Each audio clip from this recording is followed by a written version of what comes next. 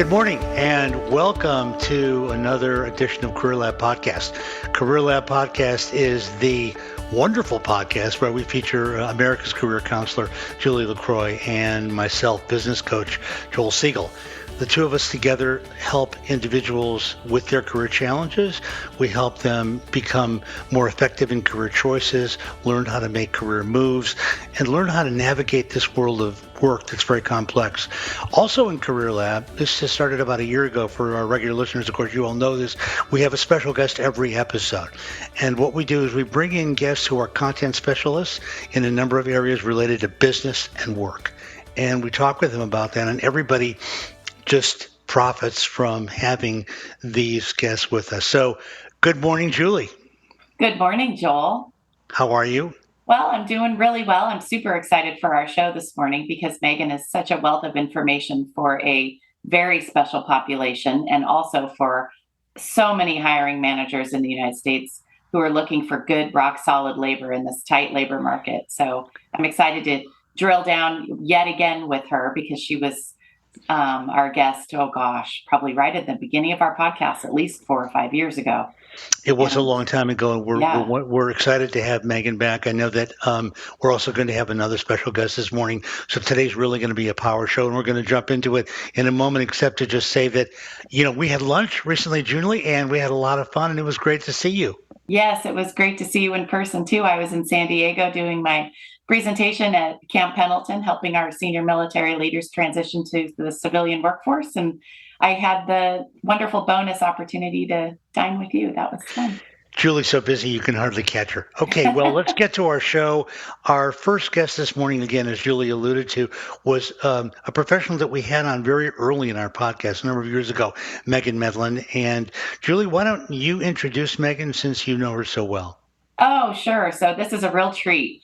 So Megan Medlin and I was recalling how I met Megan. I was trying to think about it the other day, and I realized that she and I were both nominated for the Orange County Business Journal Women in Business Award, and we met at that awards luncheon. I saw her name tag, and it said Workforce Solutions, so I introduced myself, and we just clicked. And so, Megan, it is an absolute pleasure to have you back on the show. Your career has skyrocketed.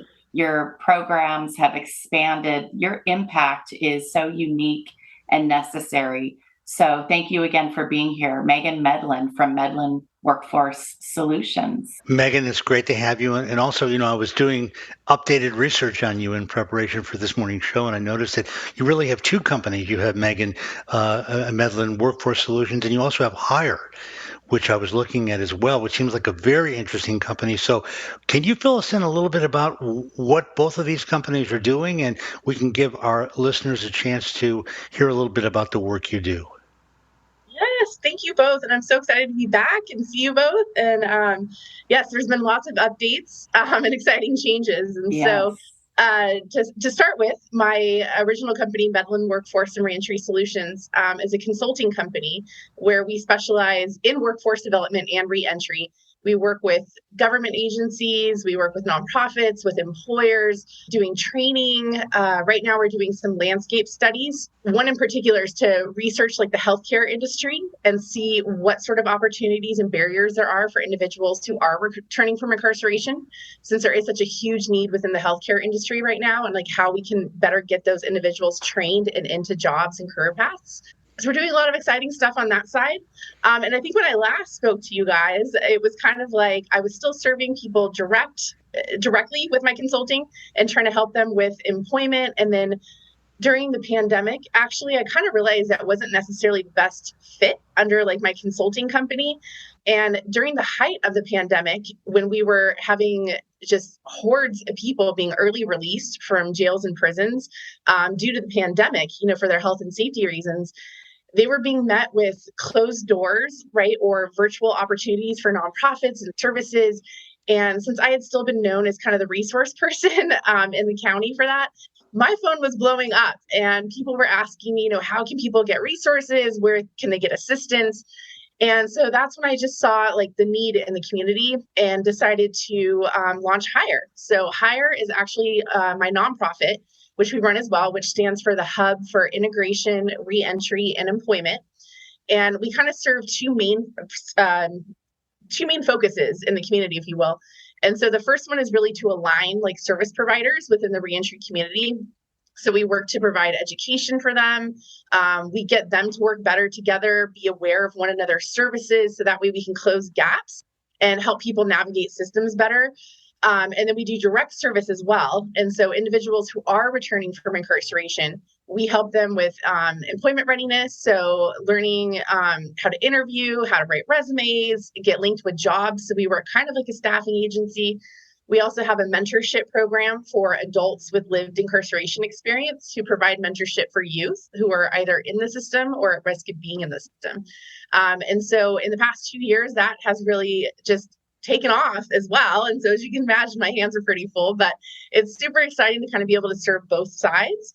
And at some point, as we continue to grow, I would love to have the opportunity that on my consulting side, while I'm working with employers to train them and create programming right to best suit individuals returning from incarceration, we then have a pipeline of employees coming from Hire that we can then cross put into these positions that employers have. So yeah, lots of things going on. Wow. Well, just before we get a little more into it deeply, just to back up, because some of our listeners may kind of be unfamiliar with a little bit of what you're saying and what you do. So just to review, you specialize in helping individuals who have been incarcerated come out of incarceration and come back to healthy and wholesome work.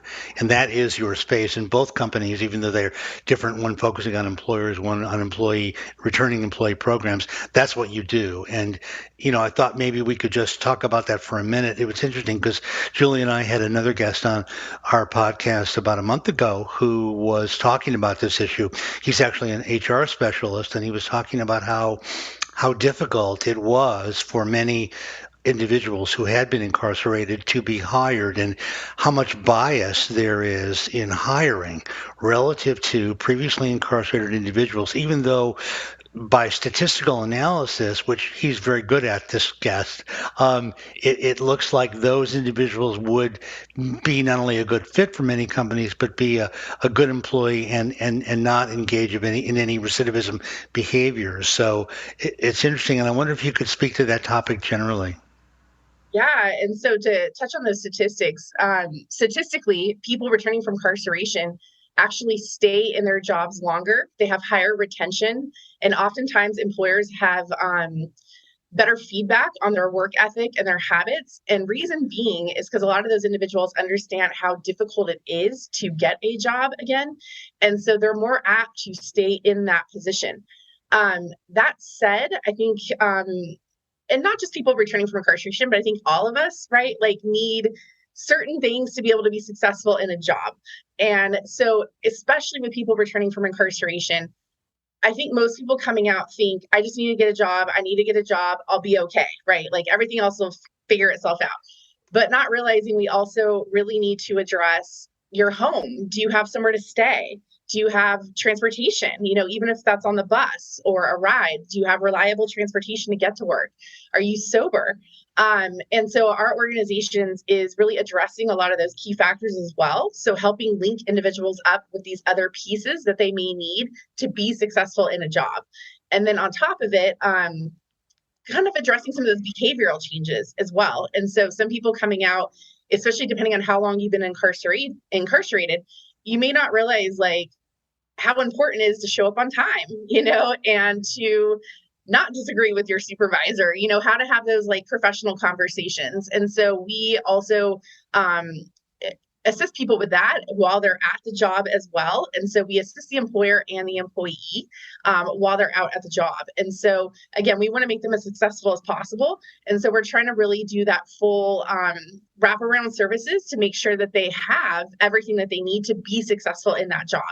And then it's also truly matching them up with the right jobs also. And so I know you guys are experts in that area as well, but it's not just putting somebody into any job because they may not be successful there. We need to make sure that it fits with their schedule? Do you have check-ins with your parole or, probation officer? Is that going to interfere with this job? Do you have the technical skills to keep up in this job? So we really try to give them all the services that they need to be successful. So that way they can get into a career pathway. They can be successful in this job. And kind of another overlooked part of people coming out of incarceration is that there are a lot of individuals who do have professional skills and they've already been in the workforce, or they may have, skills that we're looking for. And we're kind of doing ourselves a disservice if we're not considering these people for those jobs, right? Maybe they had a mistake in their life. And if we're just looking at them just for that mistake and not for what they can bring for our company, I feel like we're doing a big disservice, to the workforce. So, for employers, I think it's really important for them to really meet with people and talk with them and see what they can bring to their company before they, really are just kind of screening them out because of, their background or what they've done in their past. So I know that hire is primarily focused on the employee and, the people coming out of incarceration, and you've got a couple of different programs which we'll talk about in a minute. But on the consulting end, do you, because bias is such a big issue for employers, even though it's irrational and statistics show that it's not accurate, do you work with any employers to try to help them understand that and be more open towards at least evaluating previously incarcerated individuals for employment? Yeah, so I actually do that on both sides. So on hire, obviously, we work directly with employers, and so part of that is the education piece, and selling the person's skills. But on Medlin Solutions, on my consulting side, referencing back actually that healthcare landscape project that we're currently working on, it's through Los Angeles County with their Office of Diversion and Reentry. And the first phase of the project was just really reaching out to healthcare employers and finding out what their needs are, right? What are your needs? What are your highest positions that are, the most turnover? What can't you fill? What sort of skills are you looking for? And then asking them if they were open to hiring individuals with backgrounds. And we got, mixed answers, of course, and so that was kind of the first phase. So the second phase is we put on a workshop educating employers. So we invited employers to the workshop, and we were just kind of talking to them about what is fair chance hiring, right? And what really are the laws and the barriers and the restrictions for individuals in this industry? Because healthcare is typically an industry that individuals with backgrounds don't go into. And there's been a lot of licensing changes in the past couple of years. And so again, just providing a forum for the employers to share their concerns, any anxieties that they may have, misconceptions. And so we just kind of had a conversation with them at that point. And then now this third and final phase is we're kind of wrapping it up, but we're really creating partnerships between the Office of Diversion and Reentry, their nonprofit partners, and these employers. And so ultimately, we want to get to a point where the nonprofits are getting these individuals trained and ready and can be a reliable source for these employers. And then there's that level of trust between the employers and this partnership to understand that these are individuals coming through that I know are trained, they've gone through a program, they kind of have the stamp of approval, if you will, on them. And so it's exciting to see the number of employers that are open to this. And I think we're also in a unique time that I think we all know with the pandemic, a lot of industries have been hit extremely hard, especially healthcare. And so I think there's also been just kind of a change of mindset also where people are more open to hiring these individuals. So on the consulting side, that's really what we're doing also, again, is just providing those platforms for education. Sometimes it's more one-on-one. In this instance, it's more like I said, an environmental scan, if you will. But really just kind of, again, educate people on what is fair chance hiring, and introduce them to people that are working in the industry already who do have backgrounds. And so we had a couple speakers who are working in healthcare who shared their stories, and to see these are already some of your coworkers, you may not know it. And so, again, yeah, we do a lot of that, just educating the employers, again, trying to answer their concerns, that sort of stuff as well. So. I have a practical question, if you don't mind. First of all, Megan, I love the work you do. I have always told you that, and it dovetails so nicely with the segment, the small segment, but still a segment of the special population I end up working with. And I have applied so many of the tools that you've taught me over the years to help them. And I love that you are really focusing through hire on those social skills, specifically that social perceptiveness and response, that interpersonal response, body language, how you carry your responses to people, how you deliver a message in the workplace is, I mean, the research is so clear that that is so much a part of an individual's career success, not the skill itself of the job, but how you get along with others. And I was wondering if maybe you could talk a little bit about that, maybe give us a success story or kind of break open that portion of your training program just briefly so that we can understand where these individuals might need some further support for those who aren't fortunate enough to go through your program. If a hiring manager is listening, these are the types of things that the employee relations department can pull the individual aside and spend a little extra time to give them that support that they need because they've been out of the professional social circle of influence for so long. And then the other question I had was just more of a practical, when, I work with so many regular Americans who haven't necessarily been incarcerated, but they do have a blemish on their record. And when they apply, they are asked, have you ever been arrested? And how does somebody who may not, a background check may not reveal that, but they did get a DUI or they did have a little misdemeanor, or it's been 5 or 7 years, or it's been expunged. How does a regular candidate go after applying? Yeah, no, great questions. And full disclosure, within Hire right now, since we are still somewhat in our infancy stages, and since we were born in the pandemic, we are still 100% virtual. We are going to the point where we're going to have a community center, where individuals can come so we can actually put on more of these workshops and programming. And so what we're currently doing is more one-on-one basis with individuals and kind of coaching them. Eventually, I'm going to get to the point where we do have more robust programming. So in the past, I've utilized systems such as like Epics from University of Cincinnati, which really addresses like behavioral changes within individuals. And sometimes that takes time. And so currently it's more of like a one-on-one kind of thing, right? So we continue to follow people throughout their path. Generally, I do like intro meetings with them. And I think because I've been doing this so long, I can generally tell, right? Like, okay, this is going to be an issue with somebody, or this is not going to be an issue with somebody. I think in Hire right now, like we've had the full gambit of people. I mean, I've had people with master's degrees and professional positions, federal positions, right? Who had, oopsies, if you will. And so they're on a little bit different track per se than maybe somebody who's younger, who doesn't have that professional experience or education. And so if that's the case, that's where we're currently really utilizing our partner organizations. So if we know, depending on their needs, that there's an organization out there that can fit their needs, we help link them out with that organization and then work in tandem with them. So for instance, like this week, I got a call from a gentleman. He's been incarcerated for 10 and a half years. He just recently got out. Pretty much no work experience at all, 0 computer skills at all, doesn't even know how to use a smartphone. Very nice gentleman, really wants to work. He's on the bus, doesn't have a license.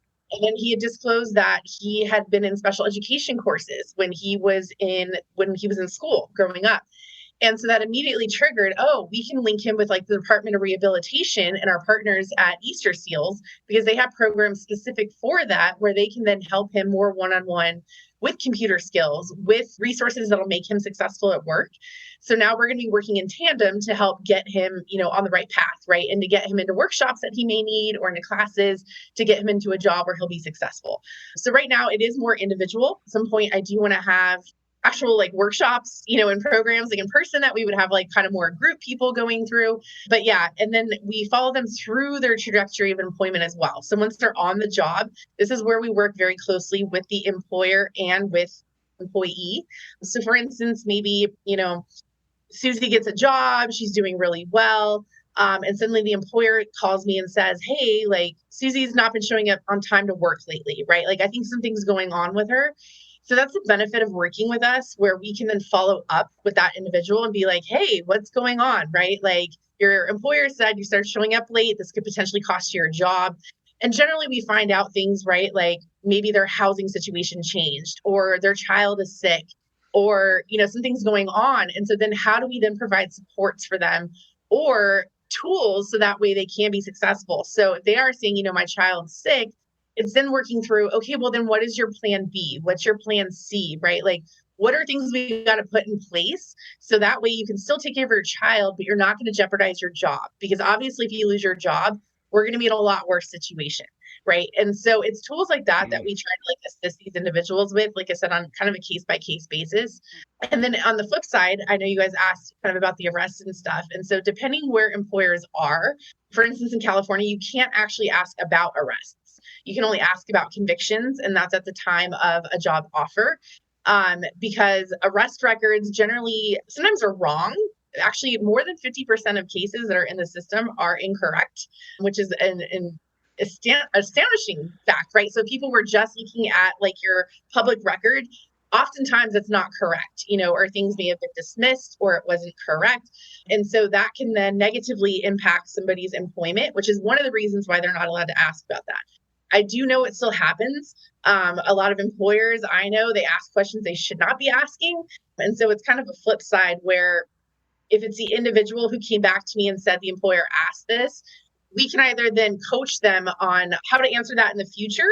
And then on the flip side, we can then also follow up with the employer and be like, hey, we actually kind of heard that, you asked this question. That's actually a question you really shouldn't be asking, and then we can kind of provide them resources or tools on how to like better interview individuals to help give them a better chance. But it still is challenging because, again, you're still in that interview. The employer still asks you.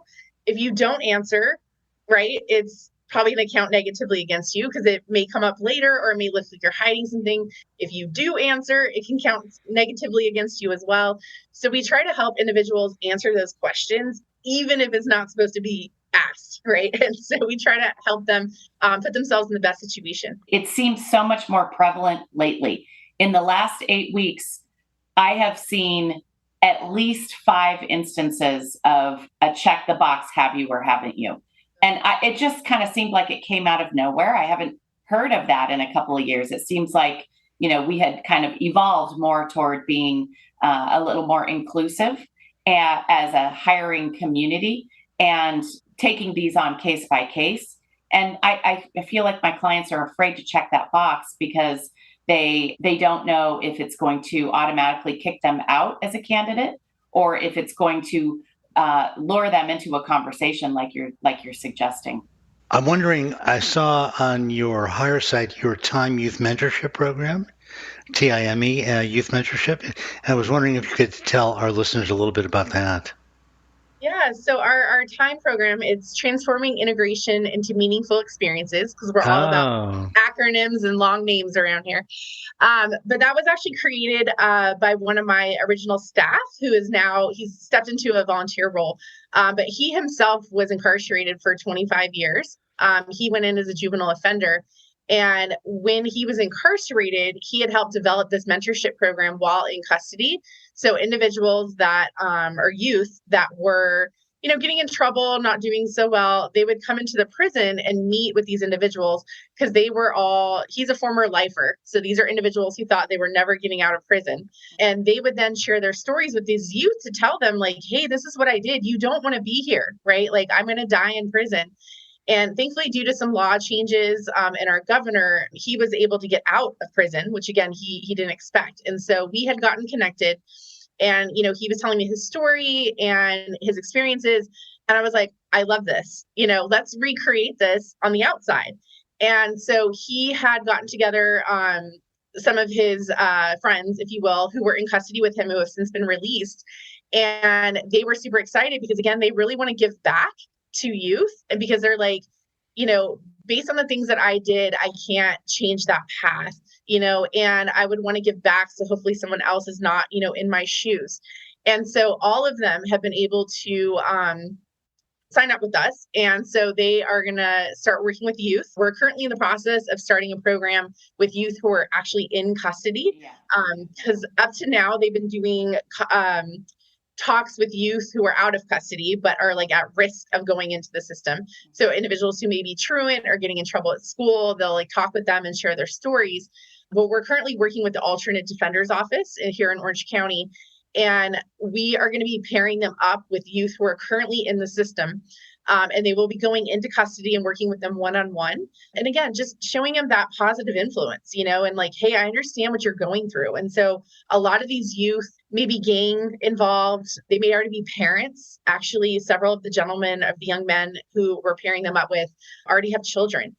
So how do they navigate those systems? I mean, these are young kids who are in the system. And so our adults, right, will be able to go in and like say, hey, man, I know where you're coming from. I had that childhood, similar to you did. I got into drugs when I was young. We have a couple who were immigrants, right? And sharing like kind of their stories and the challenges that came around that. And so being able to relate with other, youth. And so we're super excited to continue to grow that program because I think we all know, whether you're in the system or not, all of us had somebody who was a positive influence in our life as a child, which may have helped us go on the right path, and just kind of showed us what to do. And so I'm super excited that we're able to do this because it's a little bit different if I go in and talk to these youth and say like, hey, you should get on the right path and do what you do. And they're going to look at me and go, what do you know about my life? Right. And they're right. I don't. And so like, I've had my own challenges, of course, to get where I'm at. But to have someone who's actually kind of been where you're at and really understand is huge. And to be able to have that positive role model where most of these youth may not have those positive role models at home. They may not where they live, they may have not had it at school. And so to have somebody who understands what they went or going through and to help get them on the right path, I just think is going to be invaluable. So we're super excited for that program. And like I said, that will continue to grow. So we'll keep you guys posted. I love that you're creating community because when we have a positive influence from somebody we trust, we tend to listen and we tend to internalize that guidance. And that's a wonderful thing. One more thing I just want to go on the record saying, and Megan, maybe you agree with this, maybe you don't. You're welcome to comment on it. You're not obligated to. To any candidate out there who's listening, if you do have a background and you are presented with a box, my advice is not to check it. Get yourself into that room and have that interview and be honest and transparent with the hiring manager about who you are and what you bring to the table and what your potential is, what your willingness to learn is, how loyal you're ready to be, the type of human being you are, the type of coworker you're going to be, and what work really means to you. I would encourage you to skip the box and move into the room of the interview and be honest about who you are. Well said, Julie. And you certainly have the requisite experience to make that recommendation since you deal with so many, adults who are coming in for career counseling. Mm-hmm. Megan, I wanted to ask you a little more personal question before we wrap up today. A number of our guests, Julie and I have talked about this, if we've had on the Career Lab podcast, such as yourself, have a very strong ethical mission in their lives. And you clearly do. I mean, let's be candid with one another. This is a very difficult area. You referenced earlier that the percentage of incarcerated adults who are people of color is higher. It's more difficult. The bias becomes more difficult. And we've talked about a lot of those things in this morning's program. And what I wanted to ask you was, how do you find the strength to have that kind of, you have such a positive drive about you. It's almost like you're kind of a whirlwind of ethical, positive energy. And I'm wondering, how you manage that. We had another guest on recently who had kind of a similar ethical orientation. And I thought maybe you could speak to that for a moment. Yeah, and it's kind of funny you ask, and it's kind of funny, full circle here, because yesterday, actually, Julie, I was at the OC Business Journal, their women's luncheon again yesterday. And so actually, a lady who was sitting next to me kind of asked a similar question because we got talking about, what we do and that sort of stuff. And she was just kind of like, why do you do this? How did you get into this? And to be honest, like I fell into this totally on accident. And so I worked in corporate prior to, coming out of college, prior to getting into this field. I worked in sales for a number of years. I feel like I've always been very connected to community. That was something like my parents instilled in us, was giving back. I remember in, high school, I was doing like donation drives for hurricane victims and, all this kind of stuff. And so, but I wasn't really aware of this, what was going on around us, and individuals who are incarcerated. I mean, you see what's on the news and, you may know somebody or whatnot, but it's not really directly connected to you. And I'll be honest, living in Orange County, some of us do somewhat live in a bubble also, from that, and not realizing we have 5 jails in Orange County. We're one of the largest jail systems in the nation. And people don't know that, in our county, because we see Disneyland and the beaches. And so actually it was during the recession. I was working for a staffing agency and wasn't getting any commission, obviously, because we weren't placing anybody. Nobody was getting jobs at the time. And so I found this job in the nonprofit industry and as a job developer. And full disclosure, the only reason I took it is because it was a steady salary versus commission. I had no idea what I was stepping into. And so when I walked into this job, we were working with young adults who had various barriers to success. So undereducated, underemployed, underskilled, and just wanting a chance. And a lot of those individuals also were gang or criminally involved, had criminal backgrounds. And now I'm working with young adults who have no experience, no skills, but the desire to work, competing with individuals with master's degrees who can't get entry-level jobs. And so I very quickly just became their advocate with employers, saying like, you need to take a chance on these, young adults and like meet them and hire them because they're going to be great employees. And they have been. And then just over the years, that just kind of just kept developing. I think the more people you talk to and the more you hear their stories and you hear, the challenges they've gone through and what they've overcome and what they're still facing while they're back in society. For me, it was kind of a no-brainer where it was like, how can you not help people, right? And so I've been able to use my platform, and my experience to help open doors for people, and to educate people, on what really is going on and how big of a system is this? Like 1 in 3 people have some sort of touch with the criminal justice system. There's 3 of us in this room. I mean, I'm not sure about any of us background, but 1 in 3. And so it's a huge number. And if we continue to ignore it, it's just becoming a bigger problem. And then it becomes a generational problem. Typically, if you have parents who are incarcerated, the chances of their children becoming in the system is extremely high. And so for me, it just became something that like, this is something you cannot ignore. And so for me, it was just like, how do we educate people? How can I help people get back on their feet? Because these are people, these are our neighbors, our brothers, our sisters, our next door neighbors, and so for me, it just became this kind of like inner fire, if you will. And so I absolutely love what I do and obviously hope to continue doing it and keep educating more people. So given the fact that there are so many roadblocks that you're facing and you do such a great job, I think the other part of my question, it's kind of a hard one, but maybe you can take a shot at it, because I think our listeners probably are asking themselves this question: where do you get your emotional stamina to be able to go at this every day? I mean, this is not like other jobs in a lot of ways based on the challenges you're facing. How do you have the emotional stamina to come back to our podcast 4 years later with even more gas than you had the first time we had you on? How do you do it? It's challenging. I actually had this conversation with somebody yesterday as well. This is the hardest yet most rewarding, job, if you will, that I've ever had. And I remember my first 6 months of this, I had lost 2 of the young adults who were in my very first program that I had worked with to gang violence. And I remember sitting in my office and just being like, I don't think I can do this job. Like it's hard. You see these young adults trying to change their lives around and then get caught up in something, or they were just in the wrong place at the wrong time and lose their lives. And it was just so senseless.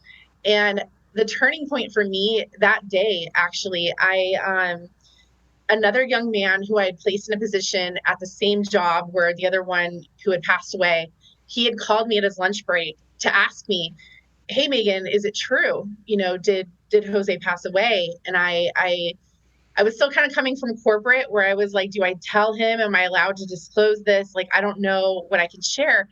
And then I realized, this young man's been in and out of prison his whole life. Like, I have to be honest with him, and so I let him know, like, yes, he passed away yesterday. And we were both very silent on the phone for like a long time. And for me, it was more like gathering my emotions, right? Like to not cry. And I will never forget this conversation because, to be honest, this is the reason I'm still in the field. And he was really quiet. And then he just sat there and he just had this kind of wisdom about him. And he's like, well, you know what, Megan? I'm doing really good. I'm doing everything you taught me to do. I'm showing up to work. I'm doing really good. And in that moment, and I'm getting emotional now, in that moment, it was like, I'm not going to be able to help everybody or change their lives, but there's some that I can. And I've been able to lean on my colleagues, get other people who are very passionate about this, and some days, yes, are very challenging. Some days you want this more than others. They fall off the face of the planet. They may relapse, I mean, there's things, but I can honestly say they will come back and they will remember that you were good to them and that you tried to help them. And for me, it's just so rewarding, and it kind of outweighs the bad days, if you will. But yes, there's definitely challenging days. And so I'm learning self-care, and like how to focus on that as well. But at the end of the day, for me, it's just been so rewarding. And those kind of stories kind of fill your cup, if you will. So for me, that's, like I said, it's just helping people and helping change their lives has been an amazing gift. So. And let's look at the reality of what you just said to hiring managers who might be listening. Can you get your arms around the impact that gentleman made on Megan in that conversation? That right there is all the reason to take a look at formerly incarcerated individuals, to look for that potential. Because if it weren't for that conversation, Megan might not be here today doing this good work. Well, of course, you're right, Julie. As always, you're able to bring this back to a focus on job performance and job acquisition. Megan, I want to thank you. I know that was a very important piece of the interview, and I think it probably meant a lot to our listeners. So I'm really glad you shared that, because I know you have those qualities, and that's why I wanted you to talk about it, because it's been so meaningful for all of us, and frankly, really inspirational. So it's been wonderful having you on again. We just cannot thank you enough, not only for the work you do, but coming on and sharing with our listeners and viewers, because we'll see this on Zoom. And we just want to wish you all the best in the world. We wish we had more time, because we could probably go another hour. I can see Julie chomping at the bit there with lots of things many questions she wants to talk about, and they're all very relevant. So, but we have to wrap up for today. And again, all I can do is thank you and wish you well, and we'll see you again on Career Lab in the future. Yes, thank you both so much. It's been great being here and seeing you both and talking about what I do. Thank you. Wonderful to reconnect, Megan. Keep up the wonderful, wonderful work. Life-changing and needed. Thank you so much. Take care, Megan. And we're back. Well, Julie, I wonder if we want to talk for just a couple minutes about that wonderful interview we had with Megan Medlin. If the opportunity weren't there, the industry of hiring formerly incarcerated individuals would not be able to yield talent like Megan Medlin. She is a force to be reckoned with. She sees the vision and she's making it happen. And employers should take a look at what she's doing and follow her lead. Yeah, she's certainly a force of nature in that way, and a very ethical professional as well. So it was delightful to have her on here. And I think it was also important for the educational componentry. That's why you and I kind of let her do a lot of talking, because really it was helpful, I think, for all of our listeners to hear about, how possible it is for previously incarcerated or otherwise identified individuals to get work and to do well. Yes, and I have to say, I'm very surprised that they're going after understanding more about the healthcare sector. I'm surprised that they didn't pick a different sector. That would be an interesting follow-up conversation to have with her. I know healthcare is desperately, needing workers at all levels. It just seems like there are other broader industries that have a lower barrier to entry that might be as appealing, if not more appealing. For instance, manufacturing, advanced manufacturing, shipping, logistics, packaging, warehousing, all sorts of functional kind of gray collar, if you will, roles where people can advance into white collar or stay at blue or stay at gray. So yeah, I'm glad you said that, because I had the same question. I just didn't get around to it. Yeah, that was very interesting that it was healthcare, and it's a kind of an unusual choice in that way. There are a lot of roles in healthcare, especially even in the supply side of healthcare, medical supplies, cryogenic transport. Lots of medical recycling. There are other kind of peripheral industries. I hope they're also incorporating some of those roles as well. But she has the opportunity to create a really expansive footprint. So that would be fun to see where it is 5 years from now. Well, when we have her on again, we'll find out because you and I both have a lot of experience in healthcare. And while there are a lot of tertiary roles that involve functional activities, not involving direct human-to-human contact, right? Much of healthcare is about direct contact. And so therefore it raises the question you've raised in a very interesting way. Are formerly incarcerated individuals better suited or less well suited to have interaction with people who have healthcare issues of one kind or another? I'm not sure that's the industry I would have picked. I think there's a little more risk there.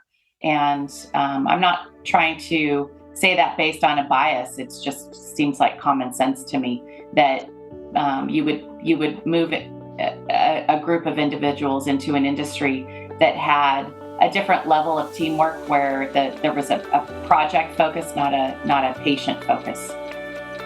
Well, I think you're right, and that's why you're America's Career Counselor. So we're going to take a little break. We'll be back in a couple of minutes.